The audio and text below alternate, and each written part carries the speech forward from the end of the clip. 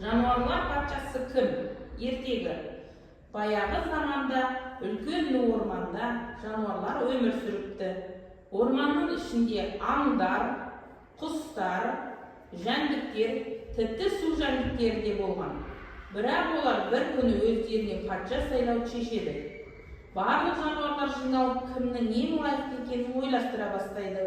Достарым, жүріңдер, келіңдер, бір нәрсеге ақылдасайық.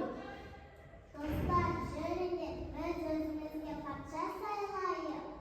Мен күштімін, ормандағы ең мықты аңмын, мен патша болуым керек.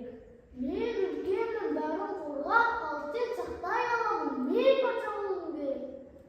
Достарым, мен өте ақылдымын, қиын жағдайда дұрыс шешім қабылдай аламын, мен патша болуым керек. Қиық, мен көгілдір аспанның иесімін, жоғарыдан қарап барлығын байқап отырамын, сол себепті мен патша болуым керек. Мен құс ретінде өмір сүріп, жердің асты үстінде не болып жатқанын біліп отырамын, мен патша болуым керек. Барлық жануарлар ойланып, бір-біріне қарады. Әрқайсысы патша болғысы келеді. Бірақ кімнің ең лайықты екенін шеше алмайды. Сонда кішкентай қойын алға шығып былай деді.